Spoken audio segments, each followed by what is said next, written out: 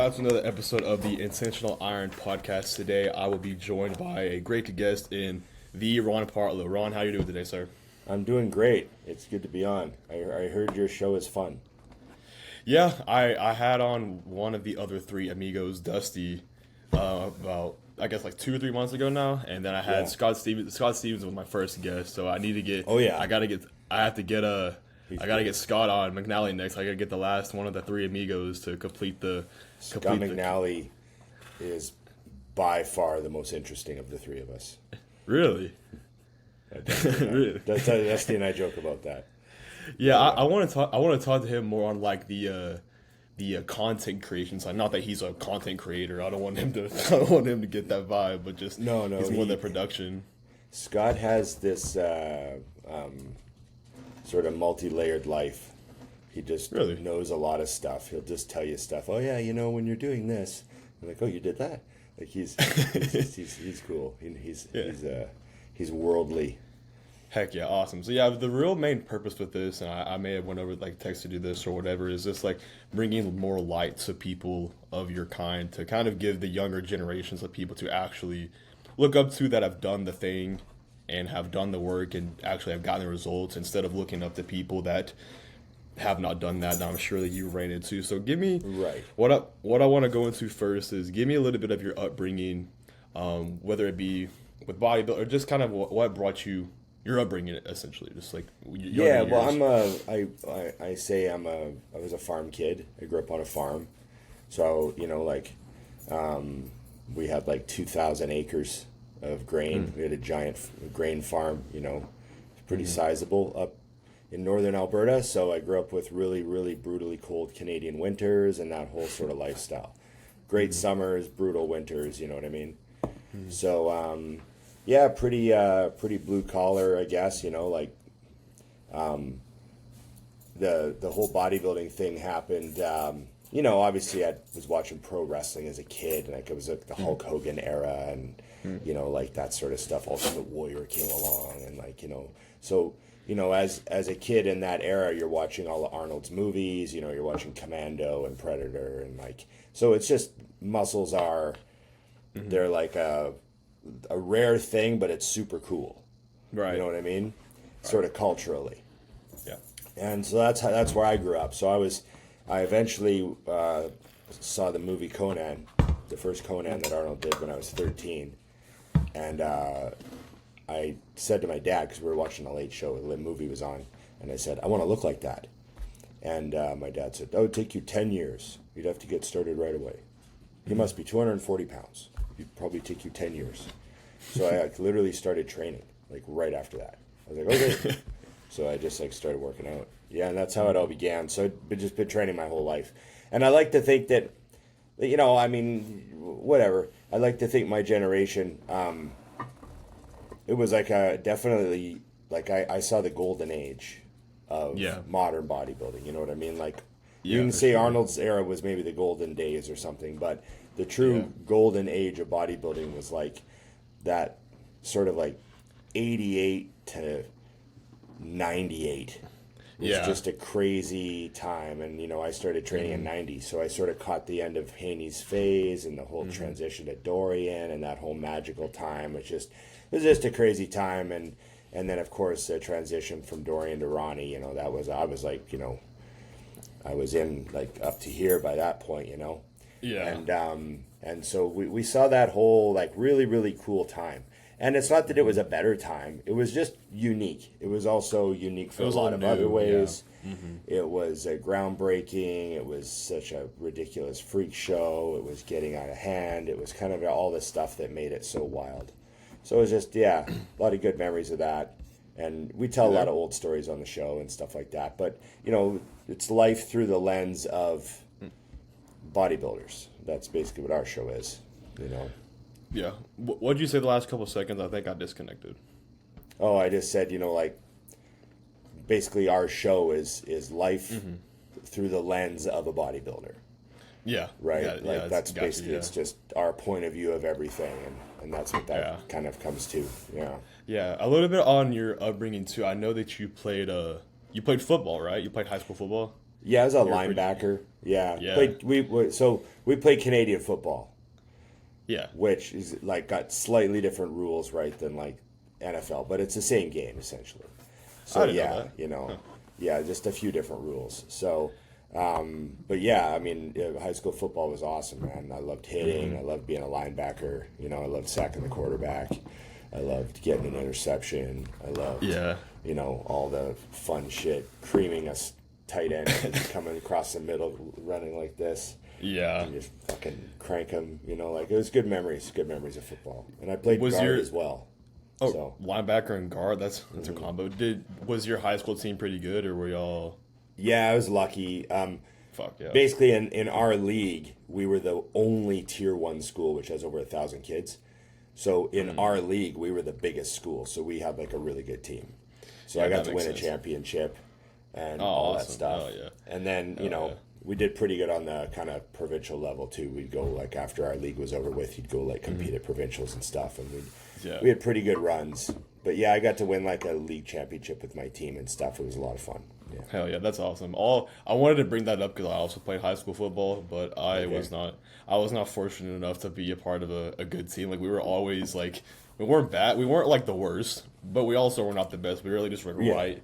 We were just like barely afloat. Like there was one year, my senior year was, or maybe it was my junior, I can't remember. Was like right after COVID, so a bunch of our teams like shifted out, or they like didn't have enough players, so they got like shifted out of our league. So the top 5 in each Right conference after COVID. goes So to the a bunch of your playoffs. teams. Sorry, you got cut off there for a minute. We had a bad hookup. You hear me? There. Yeah. You froze up there for like 45 seconds. I think the storm's. You hear me? Oh, okay. So you got a storm there. I think the storm is like messing my Wi-Fi Said you got up. rained on. I was like, oh, okay.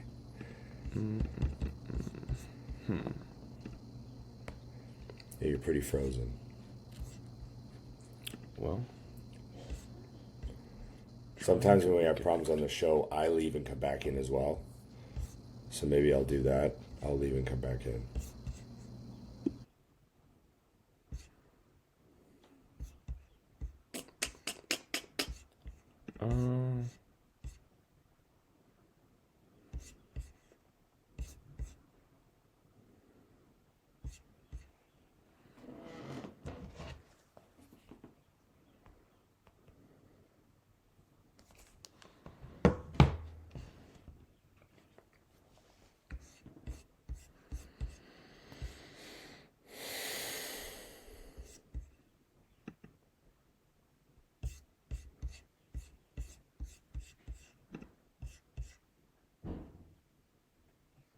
can you hear me?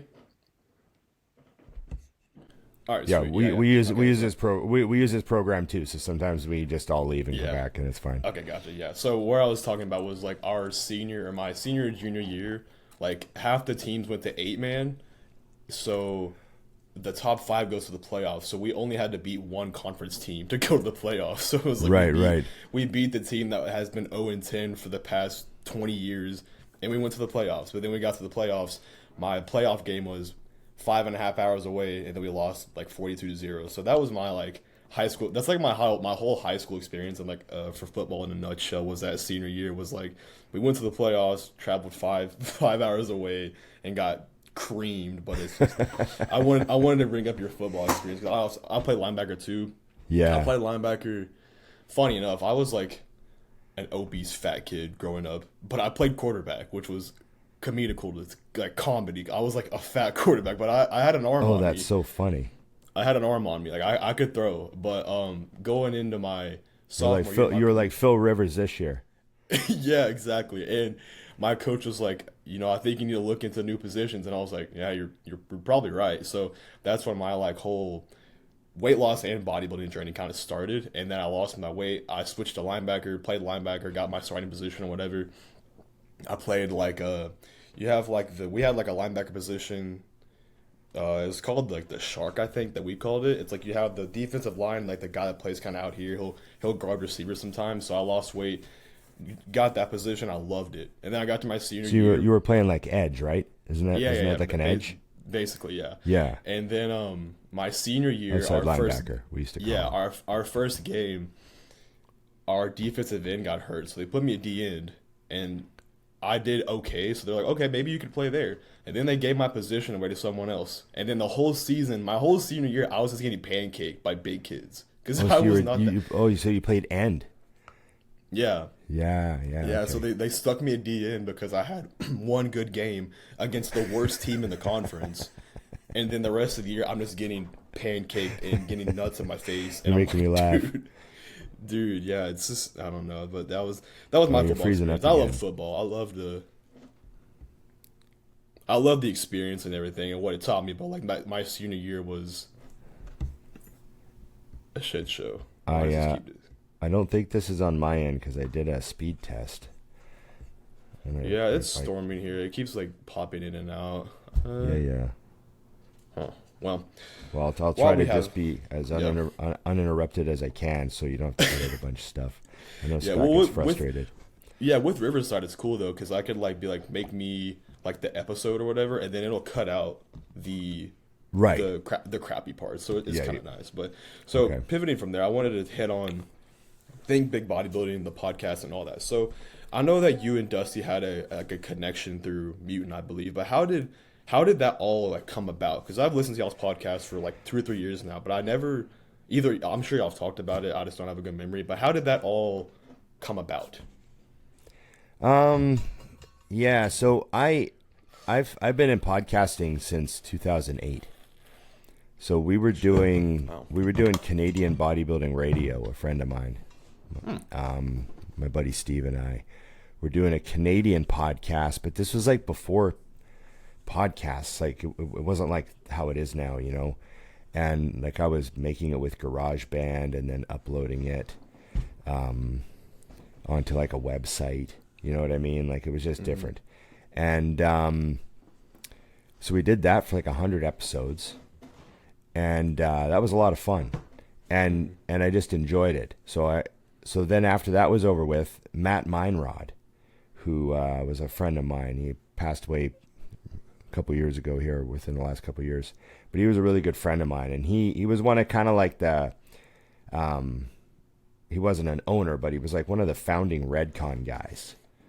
So when Redcon was a brand and it exploded, Matt was like the head, like the marketing guy. Like he was like coming up with the names for the products and like the design and like you know all that stuff. So he was in on the Redcon thing, you know, as a kind of main guy. So he was in the industry, and he kept bugging me. He's like, "Hey, we should do one of these podcasts," because like Dave and John Romano had No Bull, right? And so like No Bull was popular, and then there was a couple of other ones at the time. And so we did All Bull because they did No Bull. So we did All Bull, and it was kind of like a friendly thing because Matt was kind of like a friendly rival with Palumbo. And so we just called it All Bull, and we did over 100 episodes of that. And that was a lot of fun, and that got me like just it became like a good source of clients. Like I started getting all these clients just from the podcast. I was like, oh, this is helpful. Like, cause I don't really like being like marketing myself as a coach. Right. You know, I just like working with people.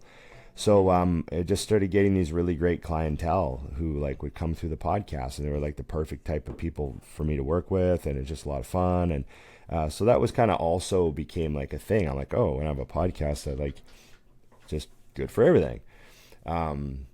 So Dusty and I started talking about doing a show, and because he was like, you know, be at our value for Mutant, you know what I mean, Mutant to be happy, you know, everyone, you know, it just makes us, you know, more relevant, and let's give it a try. And so we had to talk about it, and then Scott had kind of offered, like, we'd already been on Scott's other shows, and Scott had kind of said, like, to me, he's like, well, if you ever want to get back into podcasting, because he used to listen to All Bull, so he said, if you ever want to get back in, so yeah, it just kind of came together. But Scott's been perfect because, you know, Dusty and I don't know how to do any of that stuff, and I know how to do a little bit of it. I used to make one with GarageBand, so I'm not a total idiot, but I don't have the time to manage a podcast. So Scott handles everything. That's why he's the producer and he's the man. Yeah, he holds that show together. So, yeah. That's good. Yeah, that's been a reoccurring podcast in my playlist for a long time. There's so many episodes that go back so far with like different guests and everything. It's such a very, very good resource for like someone new coming into the bodybuilding scene for just good information. Yeah, appreciate that.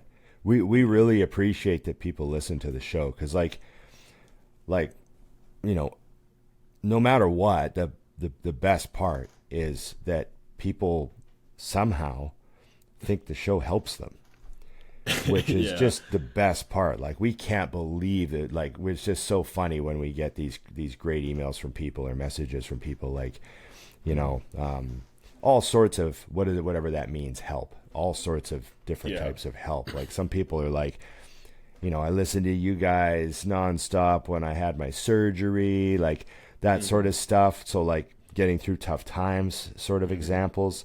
And then just examples of like, you know, I started kind of, you know, following your advice with training and I started making really good gains or something like that. Or I followed your advice about this, or I stopped worrying about this and then I won my show, or like all sorts of cool things come back to us. And it's just like crazy. Yeah. And I think the secret is that we're not really trying to do anything.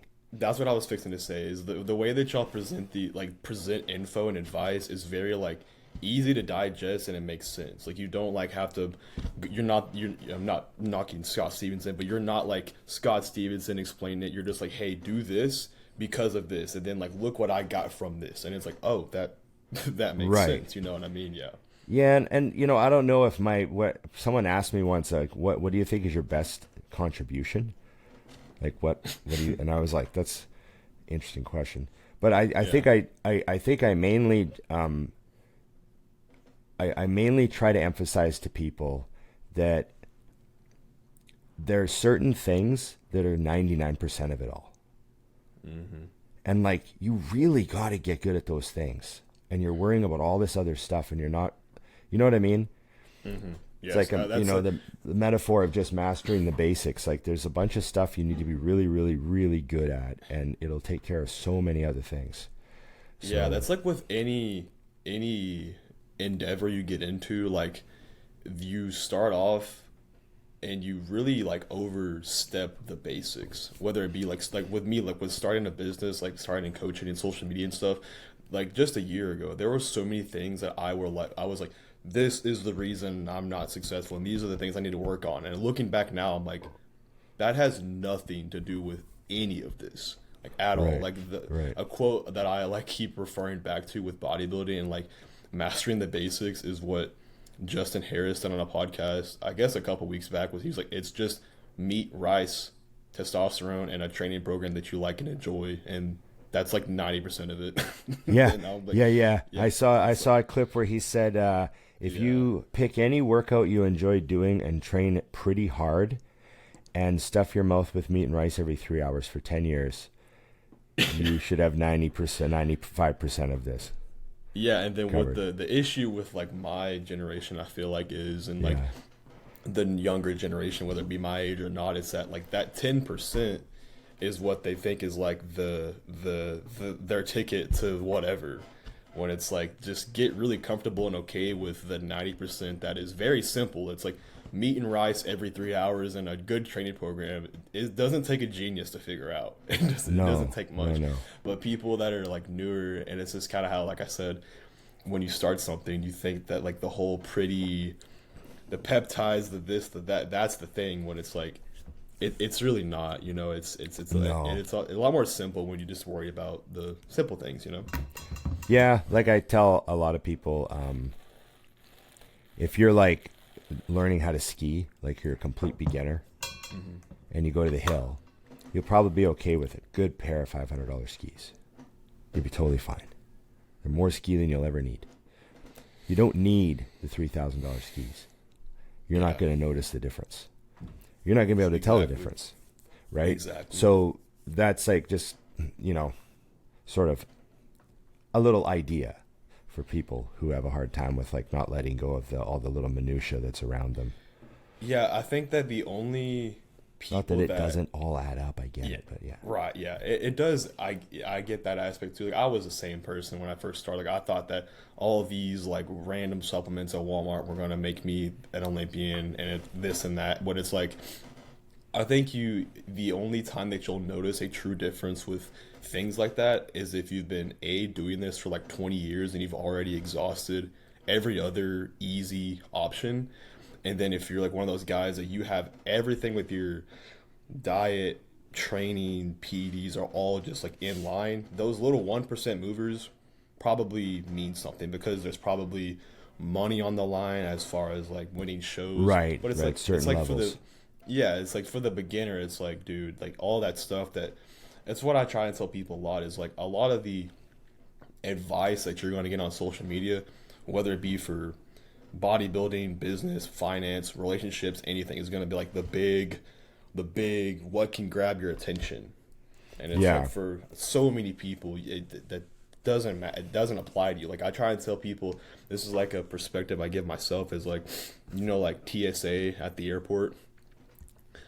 It's like you need to have like this like TSA like in your brain, to where it's like you get info and you need to like screen that shit before you allow it to like allow yourself to take action on it. Because I fall into the trap of like, when I was younger, and I guess everyone who's young kind of falls into this, and listening to like everything their parents say or anyone above them says. It's like I would take everything that someone above me would say at face value and like be like, that's it, that's the advice I need, when it's like, right, most of the time that you do not need this peptide, you do not need this drug, you do not need this whatever. It's like you need to just do some very simple things for like 10 years and be patient. That's the big thing, is patience. Yeah. And you gotta love doing it.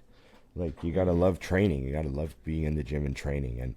And I think I tend to get a lot of reward out of seeing people discover training too. So owning the gym and being around a gym, I've seen countless people come in and maybe they've worked out before, but they're discovering the concept of training. Mm-hmm. And that's an interesting, some people don't realize that there's two different things there, but there's working out and then there's training. And when they come to our gym and they're around, or they listen to the show, it's the same kind of vibe. I like people when they're really discover that, hey, I don't want to just go to the gym and work out. I want to train. And that's hugely rewarding too, is anytime that sort of comes back. Yeah, I agree. Whenever someone like finds that switch to where it's like there's like a goal at the end of this, or like a purpose in the training, that's awesome. That's huge. Yeah. So I want to also, on training, you worked with Dante, correct?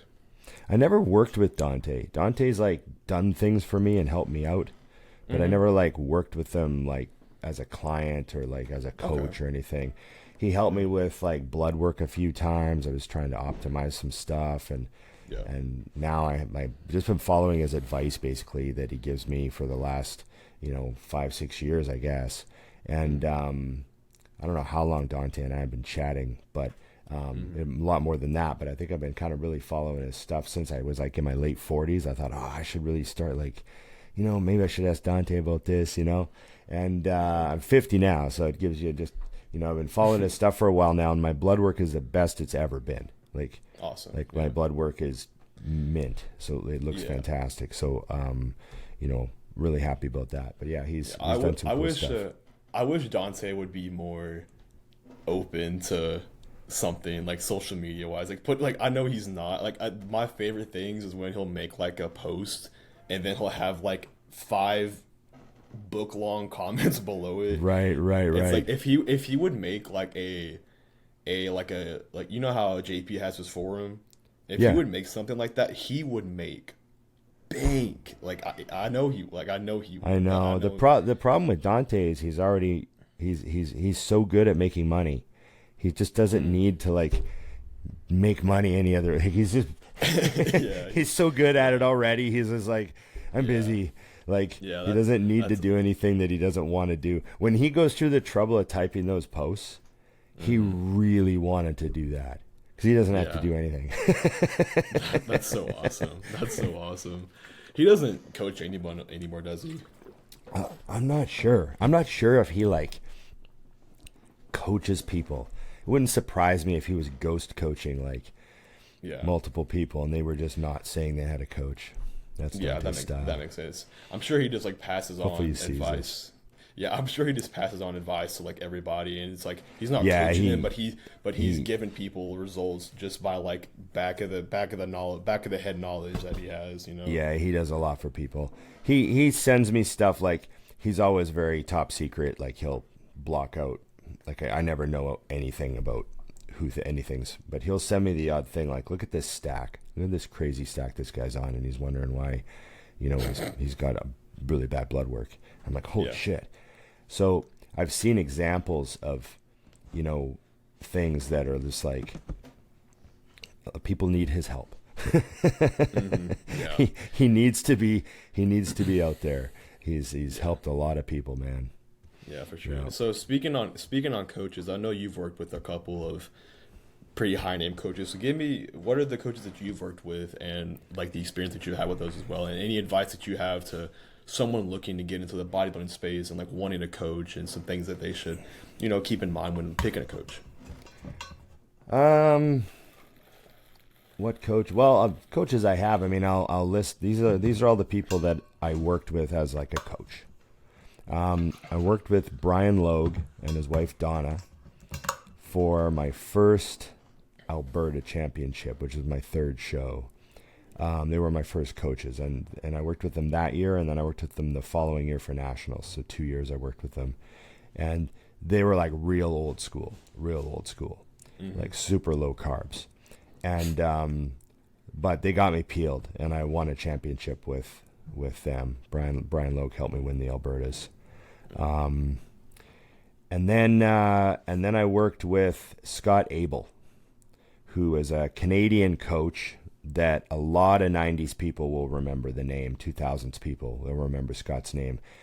Scott retired from the bodybuilding industry years ago, but he probably turned, back in the days of the one pro card a year, right? He probably turned 30 people pro at the Canadian Nationals. Wow. Like you know what I mean? Like he was turning someone pro every friggin' year, whether it was the woman or the man. He was one of their coaches, and then like, you know, North Americans, he had people turning pro, and like, you know, he worked with some American people as well and got pro cards down there as well. But he was kind of like the guy that was ahead of the curve on the science. You know, he was doing and he was doing a bit of crazy stuff with his diets. Like his people had like really low calorie diets, but then they had like these high days that were like fucking huge.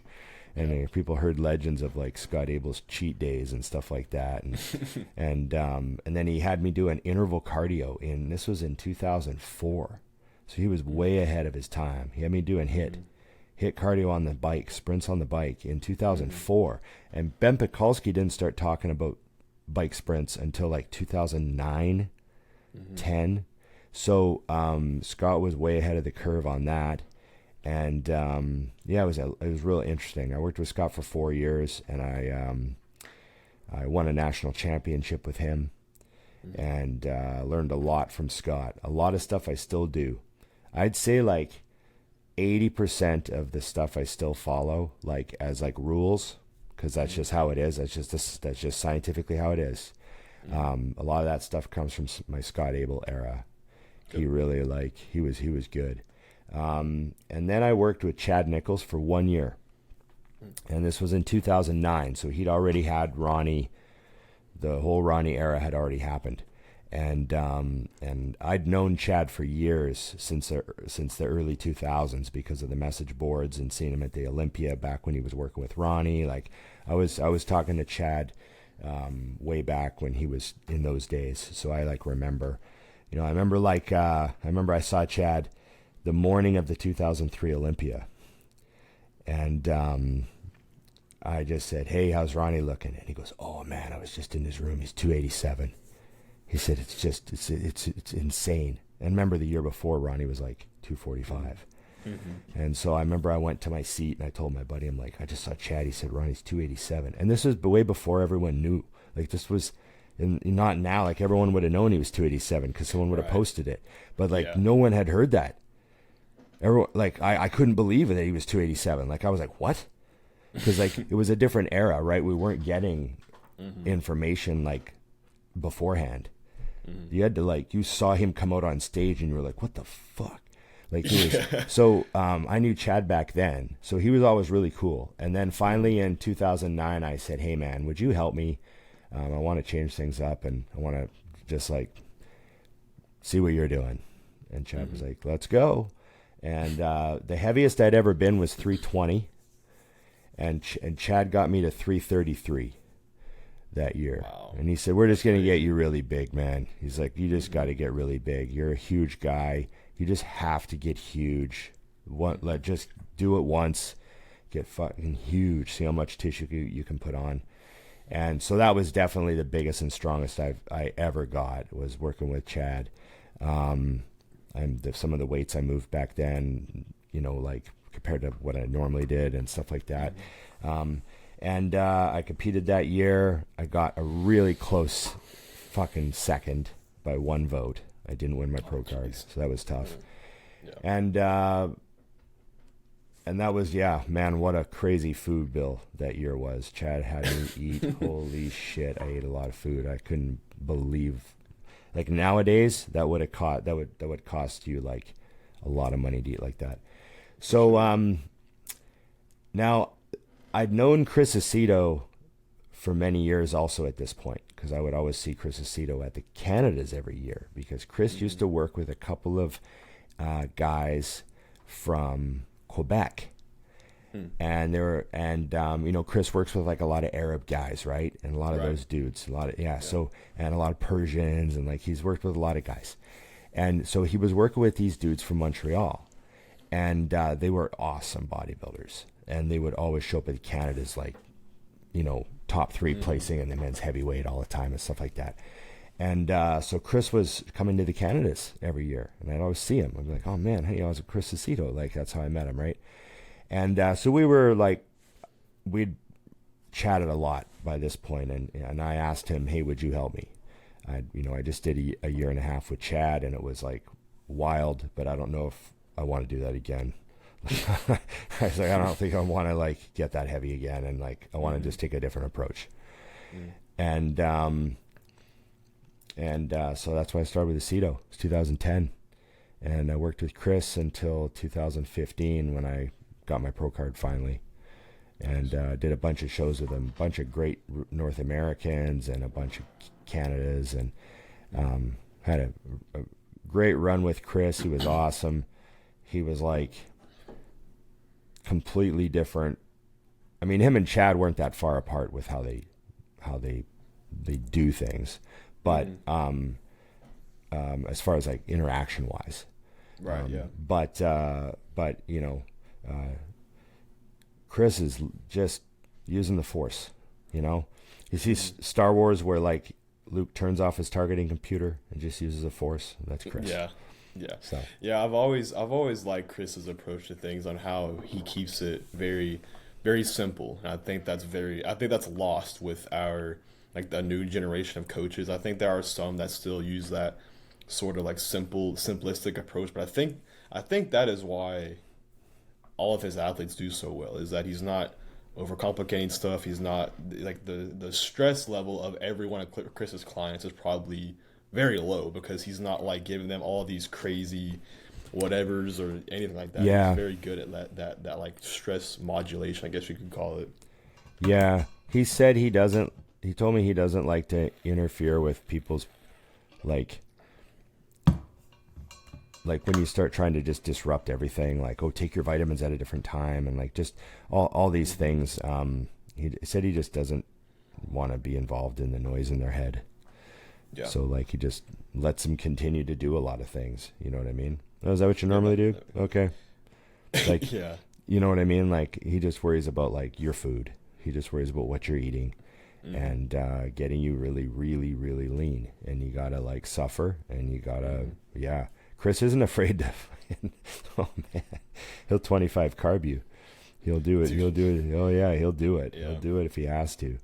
But you know, he'll also give you 3 cheat days in a row if you just keep looking better. Like I'm, you know, lots of times that he'd tell me, "Hey man, let's do that burger meal, and have like extra rice before bed." And then the next day he'd be like, "Let's do it again." And then the next day he'd be like, "Let's do it again." I'm like, "What?" He's like, "Let's do it again. Do it again. You look better. Do it again." Yeah. So I'd do it again and be like, "Okay, that's good." You know, just like he just has no rules, man. It's really fascinating to work with Chris, and you know, he's not joking when he says it takes 6 minutes a week to coach these guys. He's not joking, because that's essentially what that's the amount of time that it actually takes to actually make all the coaching decisions. All the other time is in like all the management of the athlete and you know, like all that sort of stuff. But the actual stuff that really, really makes a difference, like eat this and this and this, that takes 6 minutes. So he's not wrong. Yeah. Hello, beautiful human that is deciding to listen to my podcast.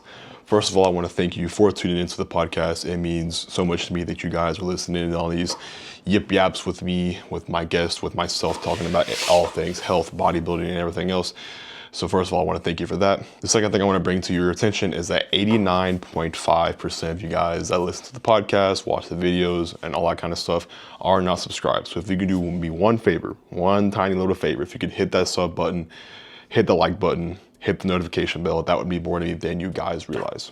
The last thing I want to hit on is that this channel is not sponsored. So the only money that I can make off these videos really is if you guys use my affiliate codes with my companies that I'm sponsored by. So the first one is going to be Nutrix Supplements. I've been using their stuff for about 2 years now. They have a very good variety of proteins, pre-workouts. They have some really good EEA flavors, some cool shaker cups and shirts as well. If you use my code MADX, Maddox over there, that gets you 15% off.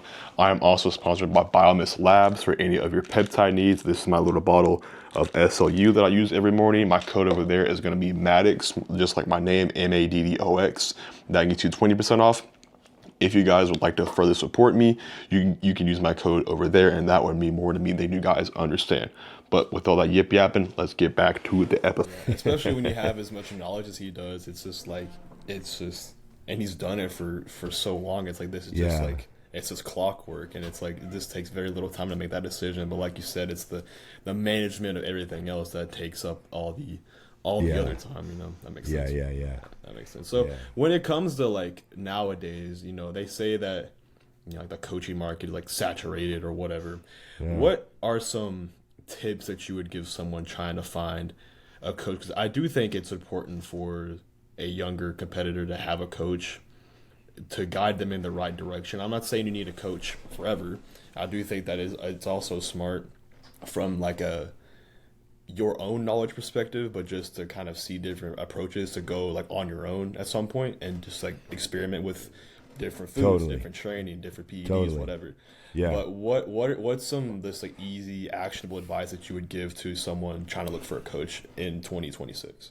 Well, I first of all, I agree with doing your own stuff. You got to do that. So in between all the coaches, like in between, you know, Aceto and you know, Nichols and, you know, I had spaces where I did my own diet. Mm-hmm. So I had lots of national level shows trying to turn pro where I would do my own prep. And I placed as high as second twice doing that. So I was good at doing my own prep. Like I would always, you know, a lot of times those are some of my best looks. Mm-hmm. But I really liked having someone on my team. I mean, I liked having, and that's the difference. These coaches, all the coaches that I worked with, they're on your team, right? So that's how they make you feel. They were all great that way.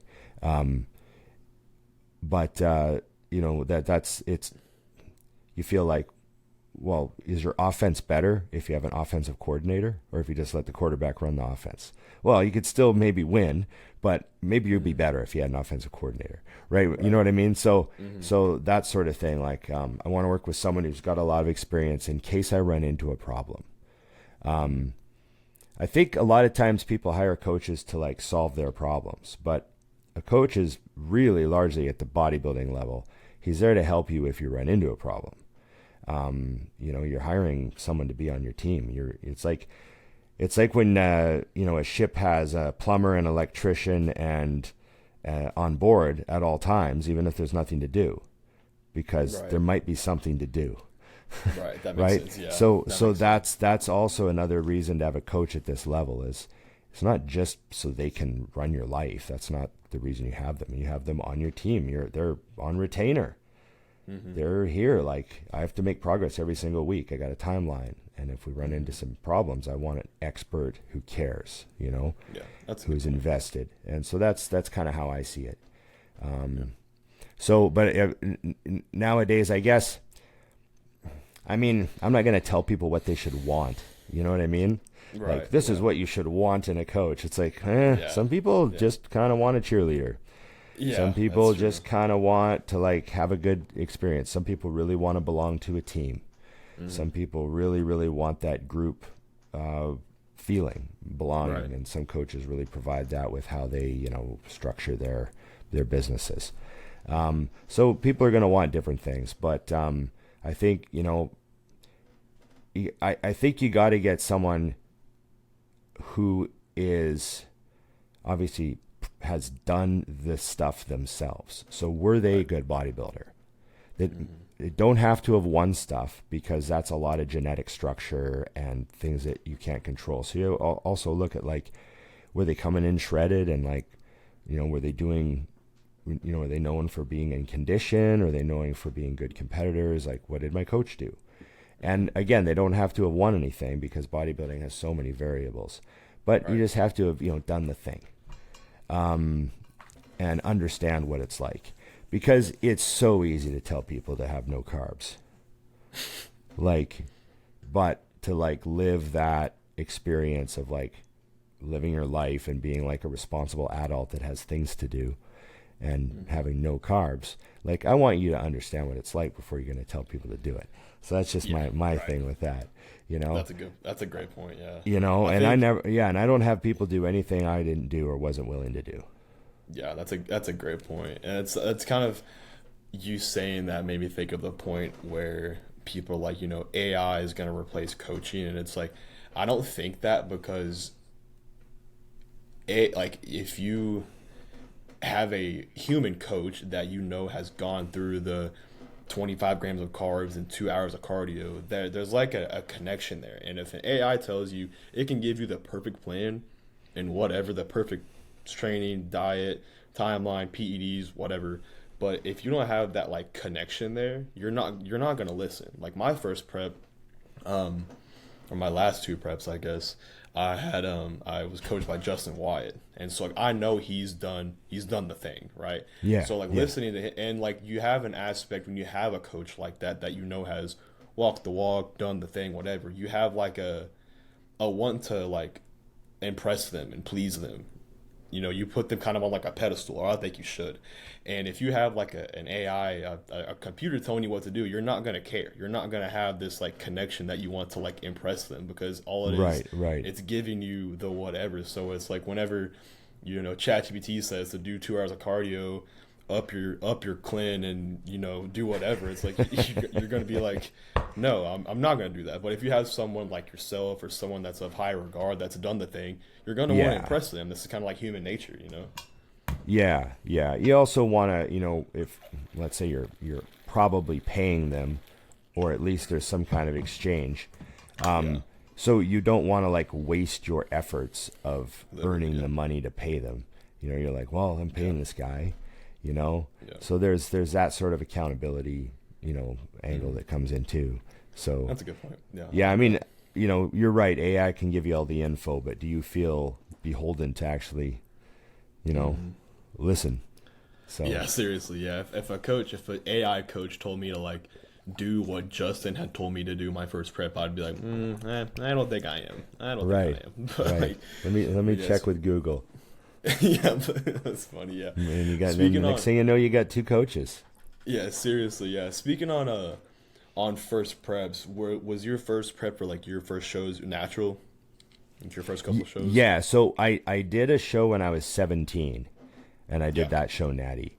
And nice. I was still in high school. So right after football ended, there was like a local show, and I just entered as a junior and as a heavyweight. And I got second in both.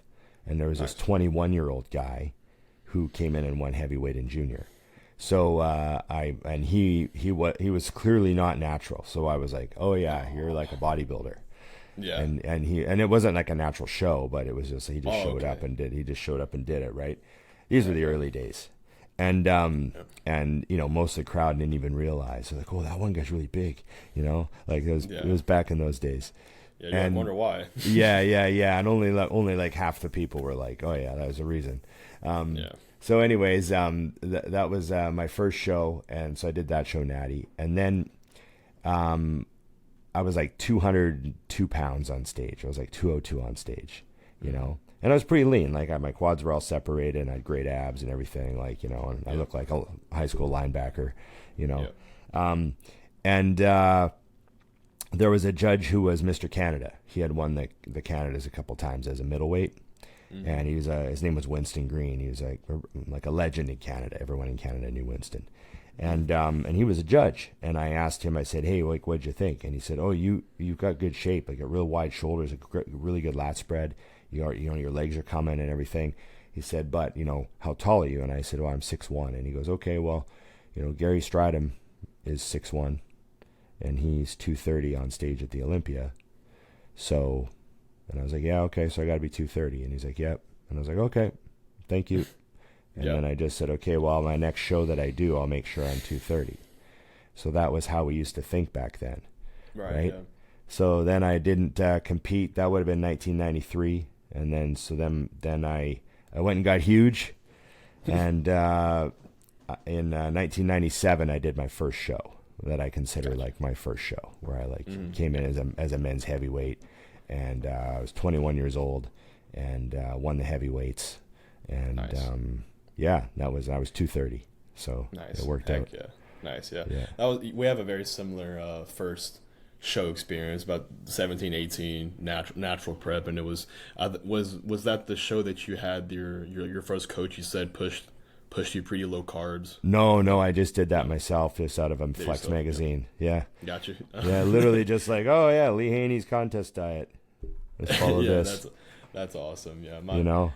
Yeah, that's cool. I love that. I love hearing the early stages for guys, and they're all pretty similar. It seems like you come from the sports background, you have the one random bodybuilding prep in high school, and then it's just like a domino effect from there. It's just, I remember I was 225 playing linebacker, and so I finished the football season. I was 225, and I thought, okay, I got to start the diet for the bodybuilding show because I had like 10 weeks.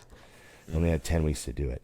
So I went from 225 to like 202 in like 10 weeks. Wow. So yeah. So whenever you first set out on that first prep, did you have like any competition goals, or was it like for the future, or was it something you wanted to do, and then like from there I remember just trying to get my legs as lean as I could. I was like, I just want to get my legs, like, I want to see if I can get my legs ripped. That was like my main thing, because I thought if my legs are ripped, the rest of me will be ripped. So I just got to get my legs as lean as I can. So I was just like dieting. And you know, when you first diet, you don't realize how fat you actually were. Yeah. So like I mean, I was like a muscular kid. Like I was like, everyone in high school thought I was jacked, and I lost 23 pounds, and I was still shocked. I was shocked I wasn't shredded. I was like, oh my God, I thought I'd be peeled out of my mind because I thought I was lean. But it's like, you know, you're that like kid lean, right? You're not like hard granite muscle yet. So it's I thought I would get hard. Like I thought I'd lose 20 pounds and I'd be like as peeled as the guys in the magazines, you know? So I remember being like, oh, my next show, I got to get like ripped, you know?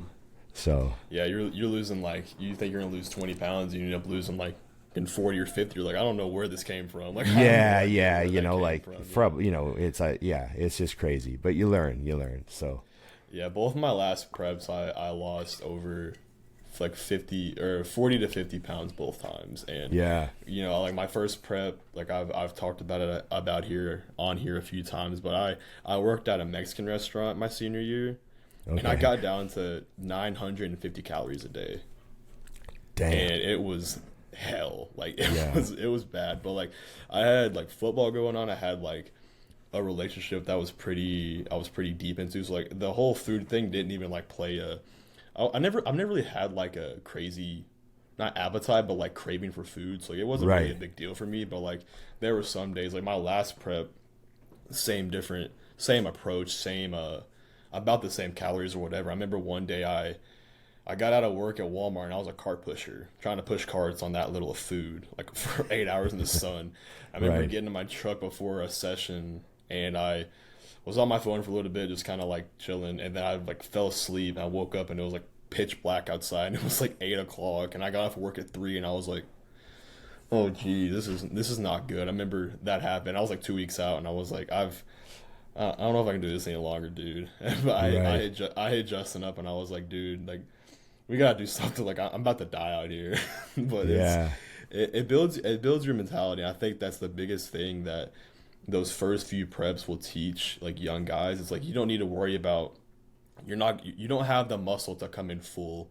You don't have the whatever. You need to just worry about like being like as peeled as possible, just for your future and like being able to grow off of that, like a rebound or whatever. But like not even the physical thing is what I'm talking about. It's more of a mental thing, you know, because I think that from bodybuilding and from those first hard preps is where you build a very strong foundation for everything else. Because if you got into this, you know, I talk about this on here and on my Instagram ad nauseum, but it's like if you got into this for, let's say, likes, follows, appraisal or whatever, and you get to like 1,000 calories a day and 2 hours of cardio, there is no amount of social media clout and acceptance that will mitigate that hell. No, you know what I mean? So it's like that's what it's a futile exchange. Yeah, that's where it brings that, and you're able to use like that perspective on like the perspective you gain in a prep like that. You can use that in everything in life, where it's like if you're a little hungry or stressed or whatever, you could always like reflect back and be like, you know what,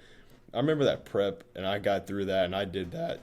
I'm not as near as bad as a position I'm in from that. So it's like it could be worse, you know what I mean? I think that's something that bodybuilding, I will like preach this till the day I die. The mental thing that you gain from bodybuilding will forever outweigh any physical attribute that you get, any kind of lift that you do, any trophy you get. All the mental stuff from bodybuilding is huge. And how do you feel about that? I was going to talk to you about that. How do you feel about like the mental side of things? I mean, it's there's a lot of stuff that stays with you after that. It's you know, just the acceptance that certain things just have to be done all the time. Like there's one thing, bodybuilding gets you really good at routine. Yeah. And routine itself can be very helpful.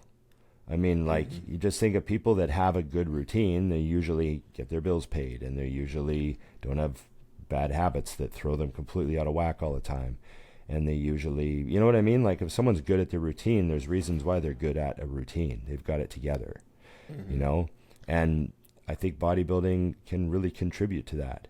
It almost, like, hardens your commitment to routine, which, you know, there could be downsides, like, you know, a certain type of personalities and all that stuff might be better off with not so much programmed routine, all that, like, you know, and enforcement of these things. But I like to look at it as like a positive in my life, because, you know, it also too, I think bodybuilding in a funny way, it teaches you to figure out what you like, so that you like figure out what you like and stick with it. Right? Because there's sort of this understanding that a lot of success is routine, and that almost you learn that from bodybuilding. Like a lot of the success of what I'm trying to do is from just doing the same thing all the time. So I better find a way to make the same thing palatable in a way. Yeah. Food or non-food. So you learn to cook chicken the way you like it. You learn to cook your rice the way you like it. You learn you know how bodybuilders always have a way they like their shit? Because that's kind of a metaphor for life. Like we get sold this stuff that like life is like a cartoon, that it's like it's all trips and boats and stuff's changing every day and life's a big wild adventure. It's not. If you want to be successful or at least happy, you're probably going to do the same thing almost every single day. Quite literally, yeah, I agree. And you know what I mean? So I think that one of the great things about the bodybuilding lifestyle and the habits is it sort of it hardens you, and you're better at that. You're better at routine. It enforces routine because like so much of your bodybuilding is a 24-hour sport. You know, it's like you have to be set into that routine to like properly execute your process or whatever, and then you can apply that to literally any aspect of your life, and it's gonna. And I think, like you said, I think any kind of success that you're gonna have, you have to build a strong routine because, like you said, like what that you also alluded to was like things just have to get done. Yeah. So if you have a routine that's set, it's like this just has to be done. Like this is just a part of what I do now, and bodybuilding like encapsulates that like perfectly. It's like this routine is like literally everything, the whole thing. It's the whole thing. Yeah. So I like to look at the positives and think that, you know, maybe I got a little bit extra dose of that, so it's going to be helpful. Yeah, that's a good point. Whenever you were first getting into like competitive bodybuilding, getting very into it, would you how old were you when you like really got like delve deep into it? Oh, well, I mean, I would have been early. I mean, I was super hardcore by the time I was out of high school. Right. Yep. Like, I was like, you know, wearing the Gators gym hoodies and, you know, following and training like Dorian Yates and, you know, wearing the T. Michael, you know, sweatshirts and, you know, fucking, it was, and, you know, buying Flex magazine and like, yeah, just bodybuilding. That's all I talked about. That was like 100%. So right out of high school. And are you still spinning your wheels with your health and fitness goals in the year of 2026? That stops today. Well, you'll get the link to my website, which will have some free resources for you guys, as well as a link to my one-on-one coaching. With my coaching comes weekly check-ins, personalized diets, personalized training, no AIBS, none of that, as well as your whole personalized Google Sheet that has everything you could ever ask for your plan. If you're interested in the one-on-one coaching, hit that link in the description. High school, I was already like that. But I did, you know, my first cycle, I think was like, I was almost 19, so I was pretty young. But I did my first cycle when I was like right before I turned 19. Yeah. And that's that, I mean, I'm, you know, that would have been like the beginning of like, okay, super hardcore. Yeah. You know what I mean? So I hear, and I'm sure you do on social media too, like the word either like obsession, trying to find balance, whatever, in that whole topic. Do you think this is like a big topic I like talking about? Do you think that like that young obsession with whatever passion you have, be it bodybuilding, archery, singing, whatever, do you think that like, you could say unhealthy obsession, I don't care how you phrase it, do you think that obsession at a young age is almost like paramount to like progress and like really just like getting you to the next level and getting you to where you want to go with your goals? Because I know a lot of people try and preach like you need to have this balance, when it's like, I think when you're young, right, I don't know if that's the case, in my opinion. Well, it's, you definitely have the time to mess around, and like I know you don't want to tell people to mess around with their time, but sometimes I think it can be really, I mean, I like to kind of joke that I got away with it, because I always did the things I wanted to do, and I always followed my own, like, you know, I didn't do the normal stuff. I just like had a, you know, my pursuit of bodybuilding was like probably not a good gamble, but I like to think I got away with it because I wound up, you know, making a living in the industry for most of my life. So right, made it happen in like other ways, you know. I never went to the, you know, the big shows or anything, but, you know, I found a way to, like, you know, stay in the industry because this is the industry I love and this is what I love to do. So I always was just kind of doing what I wanted to do. And, you know, a lot of people can't get away with that, right? They have to go get another job, and they have to like go move somewhere so they can take a job. And like, they just don't get to go live by the gym they want to train at. But I just made all this stuff happen. I was just like, yeah, I'll figure it out. Yeah. And, so, you know, I was pretty aggressive. And I think that, you know, I think young people should be very excited and very aggressive. And, you know, the old joke now, you know, what was that meme Dana White said he said, you know, if you're young and you've got ambition, you can just steamroll these other people, because there's so many people in your generation that don't have any ambition. And I sort of understand that. I mean, it's been applicable to every generation so far as well, because that's how we always feel. But but yeah, it's like true. Like, you know, now's the time to be obsessed about something, you know. Plus now, now you guys also too. Well, I mean, I could, but you guys now can also monetize like everything. It's so crazy. So like, just monetize all the stuff you love to do. Exactly. I think that's the biggest aspect missing from like my generation and like I don't know what you deem as a generation, but like people around my age, whatever, is they don't find anything that they like want to like pursue and love. They just kind of like do the whole, I wake up, I do this job that I had forced upon me, I go to sleep, I do it again. And it's like, I think I just try and preach to people, like, find something you love and just pursue it like relentlessly, especially when you're young, because like you have, like you said, you have the time to do that. And if you're going to get to a point that if you try and pursue something you love when you're 35 and established with a job and kids and whatever, it's like you kind of don't have that option anymore. You kind of you didn't exhaust that option when you were younger. That's why, you know, that's why I love listening to like you talk about like whenever you say you just like made it happen, you're like, well, I just decided to do the things that would allow me to pursue what I love.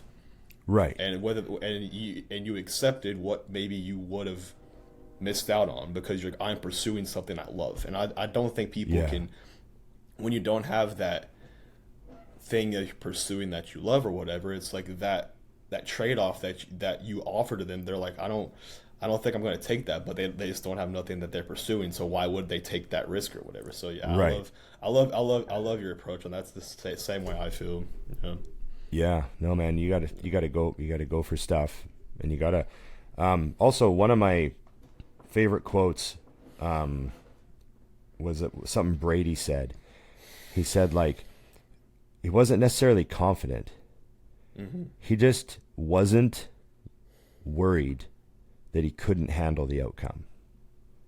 Yeah. Whatever the outcome is, I can handle it. I'll figure it out. So then he seemed confident because he wasn't anxious about what the outcome was going to be. But it doesn't mean he was actually confident, right? As he still didn't know, I don't know if this is going to work, but he knew he would be okay with the outcome. And so I think that maybe that was like a little bit of that. How I was like, you know what, I'll figure this out. I'll be okay with it. Yeah. You know, that's something I think is very, very applicable in all aspects. Is if you don't become solely fixated on the outcome of anything, because like have that be a football game, a bodybuilding competition, a result from your business, however much money you make out of your business, whatever. It's like if you just solely focus on like the confidence and everything that goes into your process, the outcome will be probably pretty good, and but even if it isn't, it's out of your control. It's like you have this circle of, I don't know what book that came from or whatever, but like you have this, probably not in the book, but you have this like circle of things that you can control. It's right. Like, think about that and that only that. All these things that are out here. Yeah. Like for a bodybuilding show, for example, that's going to be genetics, the panel, like so many different things. And right, like, the venue. Like everything. The temperature, there's literally nothing you can do to change those things. So it's like, why are you sitting here thinking about it? And that's what, like, I've fallen into that trap too. But it's like, you sit there and you stress about these things. It's like, what? Is there anything that you could do right now to even change that? And it's like, no. So it's like, I can't, like, I've made this perspective for myself and for a few of my friends too. It's like, if you were to like zoom out with like, I don't know if you're like into like faith or whatever, but if you were to zoom out with like God or whatever and look down at you right now and look at you stressing about this random thing that you can't control. You know how dumb you would look? You know how dumb you think you'd look? It's like, what are we doing? So it's like whenever you have this confidence in like what you do day in and day out, the outcome will take care of itself. The cards will fall where they're gonna fall originally. So it's like, why even care? Why even stress about it? Yeah. I also, I just, I moved out when I was, 19. I took off and I was living on my own at a pretty young age. I know a lot of people don't leave home now for years, but it's just how it is. But yeah, so, I had to just kind of like, I'll figure this out. You know what I mean? So it was always kind of part of me. And it's something that brings you opportunity as well.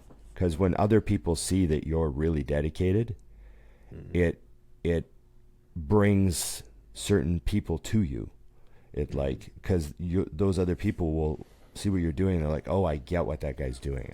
I understand that. And now they're in your circle. Now you're attracting people that kind of get that and know what it's about, or they find it interesting, or they do it themselves. So there's also all that stuff to, how you live your life is what determines who's attracted into your life, right? Mm-hmm. So it all matters.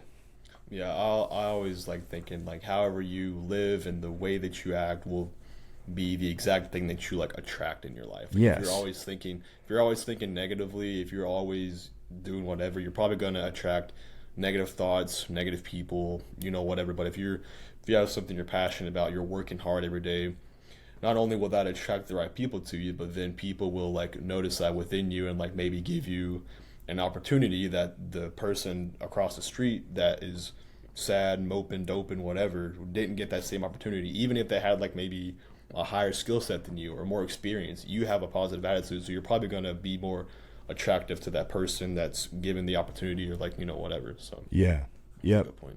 It works itself out. It really does. It's something I try and tell. I wish a lot of like guys I work with quite a few goofballs. I will admit. It's like they're always like depressed or upset or this or that. It's like if you would just find something that you're passionate about, like something you'd really like to do, and just like you get one life, dude. Like that was like the title of my podcast with Dusty was like you only get one life. Oh, and it's like you've got to find something that you except him. Right, yeah. Except Dusty. Dusty gets a couple lives. But if you need some kind of, I don't want to say motivation because motivation's stupid, but like if you need something to get you up and going during the day and you're constantly stressed, depressed, whatever, it's like if you just have something you're passionate about and obsessed with and you're pursuing like relentlessly, especially at like a younger age, like some of the guys like in my demographic, like all of that depression and anxiety kind of just like subsides because you're too like zoned in on this. You're not thinking about dumb stuff in the past, and hopefully you're not like anxiety ridden about the future. You're just like focused on like what can I do today to pursue XYZ goal officially or whatever. Trying to tell all my guys that. But Ron, we're coming up on a little over an hour. How much longer do you have? I got a little bit. Yeah, I mean, what do you want? Want to do another 15 or what do you? Oh yeah, we can do another 15. I don't really like have 10 or what do you need? 5 or like what do you need? I don't really know. I have a couple questions. I did kind of want to go over get some of your thoughts on some like competitive bodybuilding stuff. Cause I know you guys talked a little bit about this. So I know that this weekend, let me pull up Instagram. We have the France show? Is that right? Is that the one this weekend? It's the one with Bonac. We always talk about them after. yeah. It's Bonac. Who else is in this show? Sass. Let me share my screen real quick. Share. Yeah. So this weekend, Saturday, June 6th, Pro League the Tsunami Show, open battle in France. Yeah. So we got Sass, Bonac, Mark Hector. I think Eric Goss is doing this show too. That's one of the guys or Daniel Goss. He is one of the guys that did Legion that looked pretty good. There's a lot of guys that haven't competed yet this year that I'm surprised hasn't competed. Daniel Goss. What show did he recently? Jesus. What show is it that he recently did? Yeah, was it he's Legion? a freak. Yeah. I like that back spread. That back lat spread is nuts.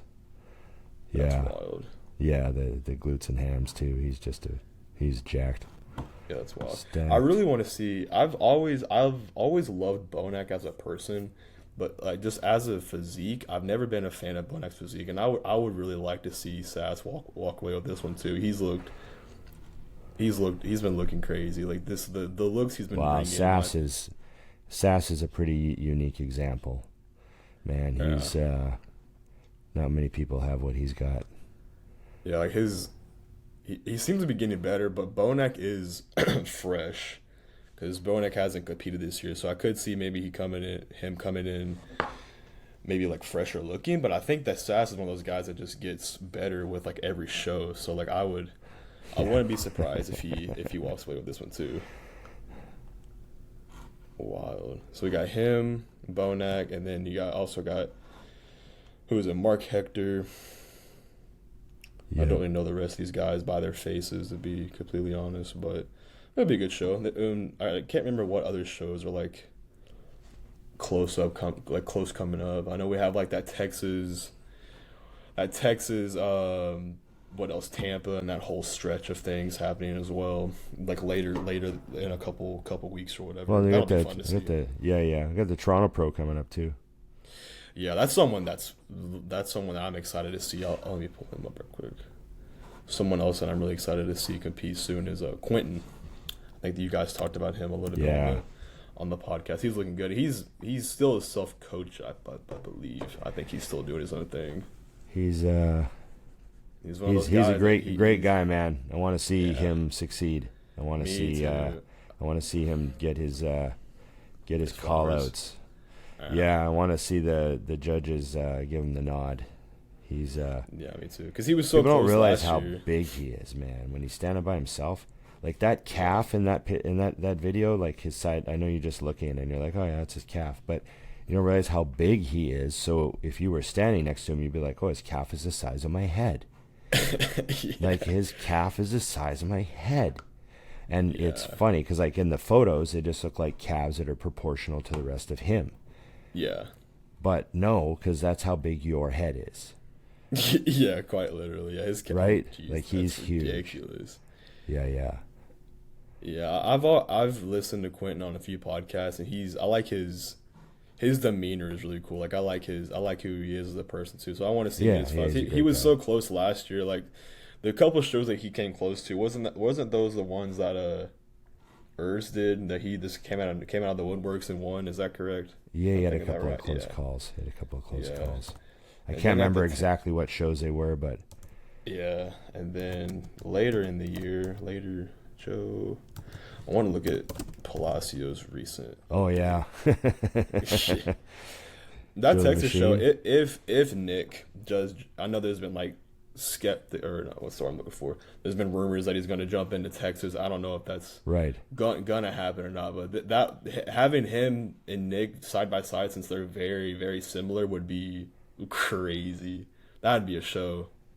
Yeah, their front doubles are similar. Hey. Yeah. He's humongous. How tall is he again? Joe the Machine? I don't know. I think he's like 5. I don't know. He's 278.